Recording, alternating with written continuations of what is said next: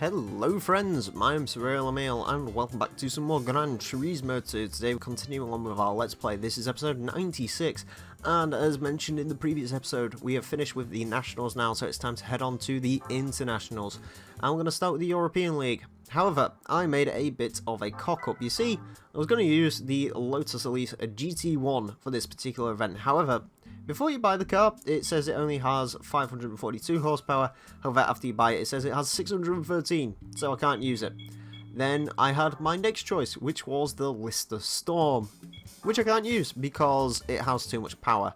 So instead, I've settled with a little bit of a consolation prize. We're going to use a RUF. More specifically, I think I'm going to go for the RUF Turbo. Actually, you know, I'm going to go for the other one. It's exactly the same price, it's just a little bit better in every single way. We're going to go for the CTR2 Sport. We're going to buy it in that nice kind of blue colour. And there we go. So admittedly, this car is still kind of as mental as the Lotus. Admittedly, it doesn't look it. However, it still should be pretty damn awesome. Anyways, of course, because this car is mad, we're going to buy some Super Softs for it. Yeah, I mean, say what you like about Super Softs, but I want some if I'm driving a RUF. I'm also highly doubting there's going to be a racing modification for this. Indeed, there isn't. Okay, let's just head straight into the racing. Then that's really all I need for this vehicle is a Super Softs. So anyways, let's head into here, head over here, and let's go to the European League. Now, as you can see, there are 3 races. However, unlike the usual European League, there's actually different tracks. Oh my god. There's Apricot Hill, Grand Valley, and Rome City Course. Also, I do believe you get prize cars for all of these events as well, which is something we haven't had for a very, very long time. Anyways, let's jump into our first race, which heads to Apricot Hill. Okay, we are on track with our RUF, and to be honest with you, this competition is not exactly what I was expecting. I was more expecting, like, race cars, but nope. Aston Martin, Jaguar XKR, Lotus Elise, and Esprit, sorry, and a Mercedes E55 AMG. Not exactly what I was expecting. Then again, this RUF is also not what I was expecting. It's not quite as crazy as I was expecting. However, even on the Super Softs, this thing still drives very, very weird. So yeah, probably a good idea. I decided to go with the Super Softs for this particular vehicle. However, that being said, it isn't ridiculously bad. Also, the straight line, it is just redonkulously quick. I mean, just look at the speed of this thing. It is very, very, very quick. I definitely think I went with the better option of the two as well. I was tempted by the Turbo R. Admittedly, I think I prefer the way the Turbo R looks a little bit. It hasn't quite got the gills that this car has. However, the Turbo R just hasn't really got as much power as this. And I actually, you might be able to upgrade the roofs a little bit.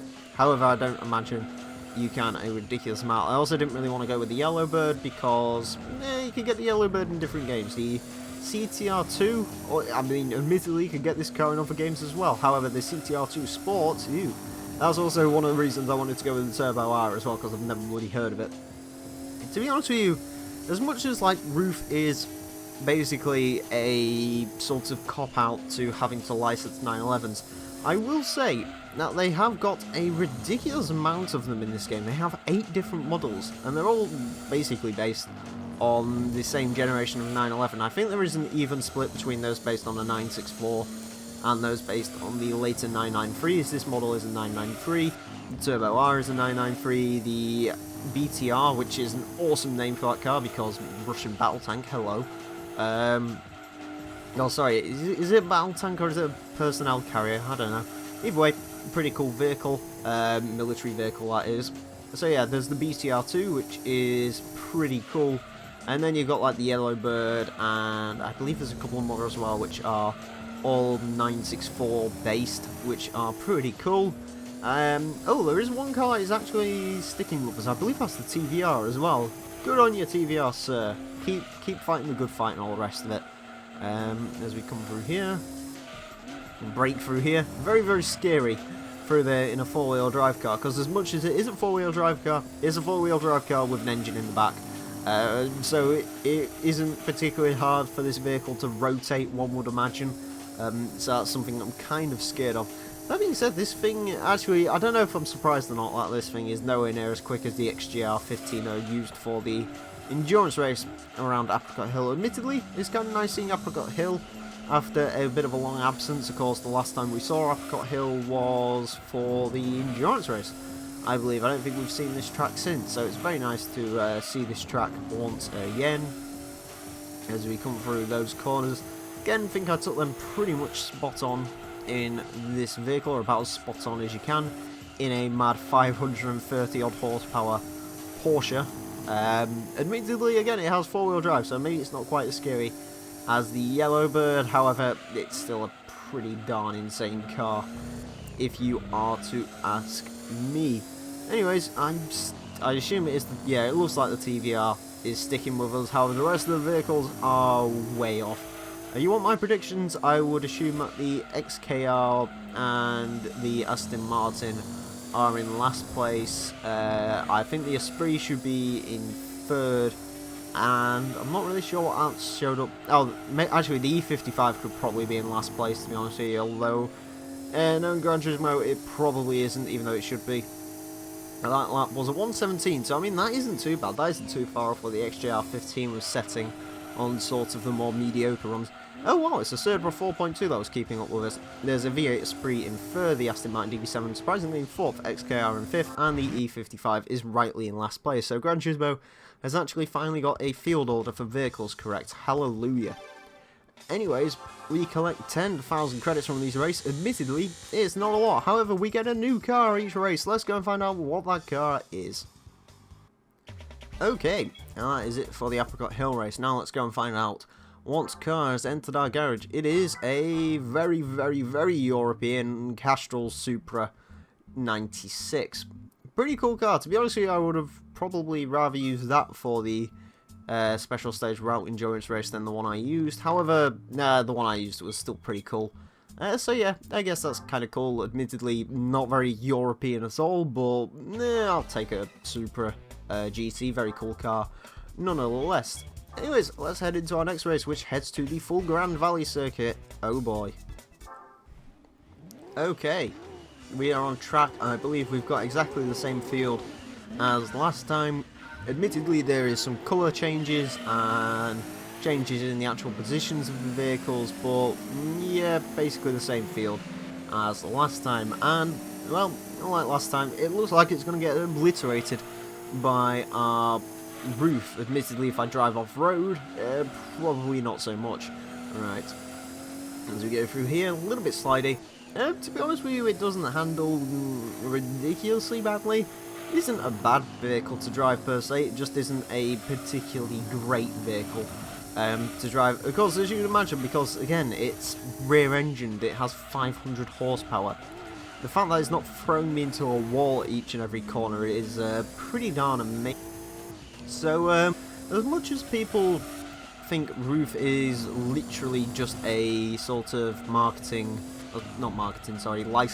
whore, which essentially everyone uses when they can't get Porsche, RUFs are actually quite interesting vehicles if you read into them. The Yellowbird was the fastest vehicle, or fastest road legal vehicle in the world for quite a while, with a top speed of 233 miles an hour. Bear in mind, that car came out in 1987, so it was released a couple of years, a year or two before the Ferrari F40, or even if it was around the Ferrari F40. I mean, the 40, I could be wrong on that. But I mean, the F40 still only managed to choke out 200 horsepower. That became the fastest production car. However, the Yellowbird actually was still the fastest real car, road legal vehicle, at least until the McLaren F1 turned up on the scene, and that was a good 7 or so years after the car was released. It also held the Nürburgring lap record for a production vehicle for a road legal vehicle for quite a while as well. Admittedly, the guy whoever was driving that lap must have had balls of steel, because I've driven the Yellowbird on Forza 5, I believe was the last game to feature that, because unfortunately Forza 6 doesn't actually feature any RUFs. But yeah, that car is interesting to drive. Interesting is probably a good way to put the way that vehicle drives. It is an absolute monster. The front end will lift up randomly on that vehicle just without warning. It is a crazy, crazy, crazy contraption of a car. And yeah, it's definitely a interesting vehicle of sorts. Right, so let's go through this tunnel. The car is still relatively quick, which is good. Again, it's not actually losing the vehicles in the field as much as it did in the last race. However, I would put that down to Grand Valley being a much more twisty, turny track than Apricot Hill. Apricot Hill does definitely favour more of the straight line speed vehicles and medium to high speed corners, which this RUF likes. However, Grand Valley has a lot more of those sort of smaller, not particularly quick corners, I would say. So yeah, I mean, the RUF's doing pretty darn well to deal with that. Oh, understeer. Lots of understeer. As soon as I came out of the corner and I clicked the analog stick in and the vehicle wouldn't turn, I kind of knew that, yeah, that wasn't going to particularly end very well for me or the car. So, yeah, that was probably not the greatest of ideas as we come through here. Oh god, everything is crashed on that corner. Admittedly, as you would probably expect. Because we've seen the AI on Grand Valley before.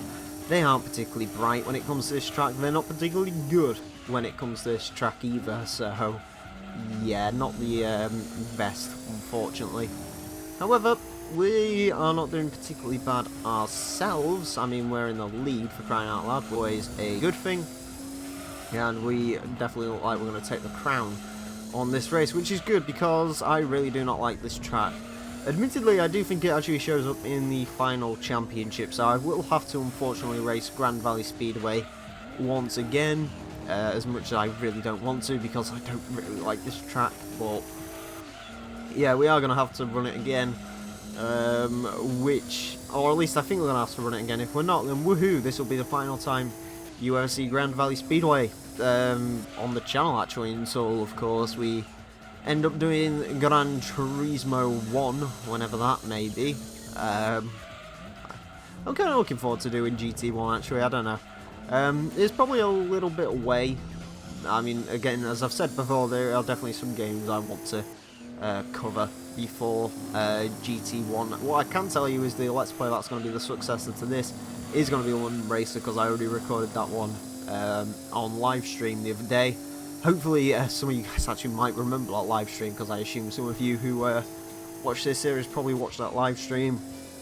And yeah, either way, we won that race. TVR Super in second, XKR Coupe in third, a Lotus Esprit in fourth, Aston Martin DB7 in fifth, and the E55 is once again stone dead last. I assume he has a very, very, very big weight problem.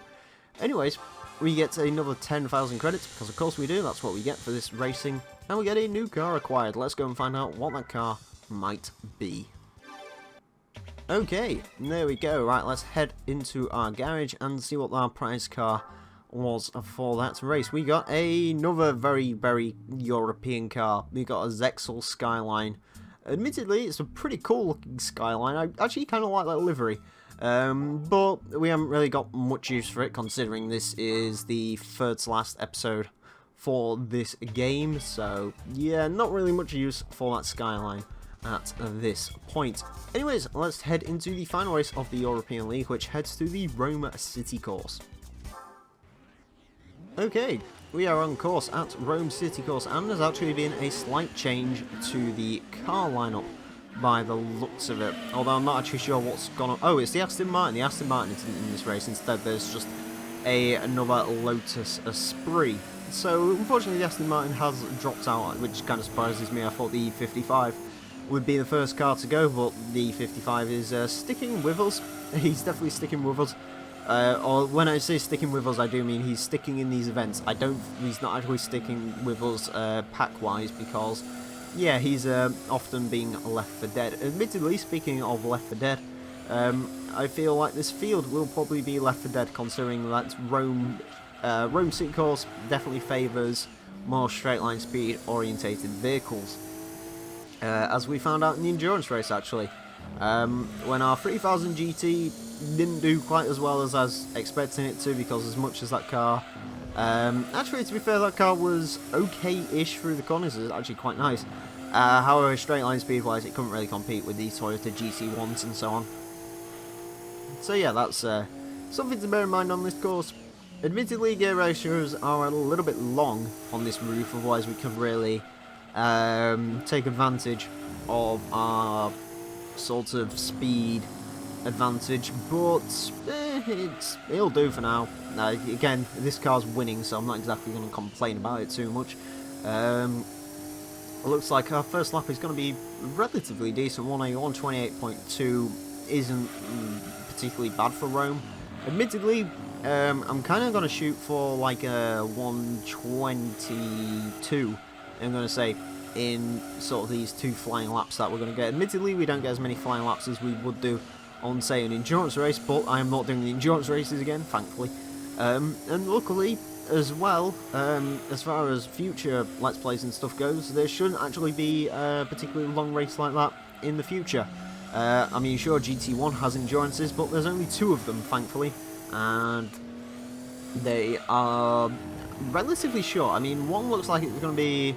Well, it's basically a rerun of the Grand Valley Speedway one, but you can actually use, like, properly modified race cars and stuff, so I'm definitely going to be using a race car for that one. And there's also the Special Stage Route 11 one, which is about an hour. Admittedly, I hate Special Stage Route 11, so I'm really not looking forward to that one. But nevertheless, we're going to have to do it at some point, so we may as well do it then. Right. Anyways, this particular lap hasn't actually been the best of laps. It's been a little bit scruffy. But saying that, it looks like we might actually get my target time of 122.5. So if I don't cock up, I might actually be able to skimp out a 120 in this, perhaps. So we'll have to see how well I can do there. Lots of grip through there. Again, them super soft tyres. Definitely a good choice to go with for the roof. I really don't want to know what this car drives like normally. I can't imagine it's particularly good. Anyway, so there's 2 cars sticking with us, and the rest have sort of gone to the back of the pack. I'm assuming the ones that are relatively close, I'm assuming it's the TVR. I'm going to say the 2 Esprits are relatively close, and I think the rest of that field is probably going to be the XK8, or the XKR, sorry, and the E55. That being said, there's only 2 dots following me, so I'm assuming one of the Esprits may be back there as well, probably just caught in traffic or something.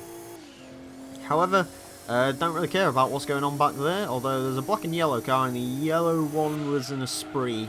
I think the TVR might have been black. The only other black car that was in this race is the E55, and I very much doubt that's the E55 behind me. If it is, I would be absolutely astonished. However, there we go through there. That was a lot cleaner of a lap. However, it looks like we're actually not going to go that much quicker, which is a bit of a shame. So, yeah. Anyways, TVR Cerberus in 2nd, Lotus Spree take 3rd and 4th, XKR in 5th, and the E55 is in 6th. Pretty much as I predicted the field to be. So, there we go. We get another 10,000 credits.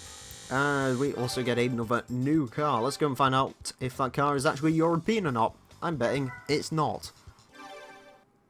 Okay, there we go. That is it for the GT European League. Right, let's head home and see what our prize car was for that event. It's going to be another R33 not European car. Don't like the livery on this nearly as much as I like the last one. And yeah, pretty disappointing prize car list for that. However, they are worth quite a bit of money. So there we go anyways, and that is it for this episode of the Gran Turismo 2 Let's Play. In the next part, we're going to be taking a look at the Pacific League in the penultimate episode, so join me for that. Anyways friends, I want to thank you all very much for watching, and it's been the real Emile, and until next time, farewell.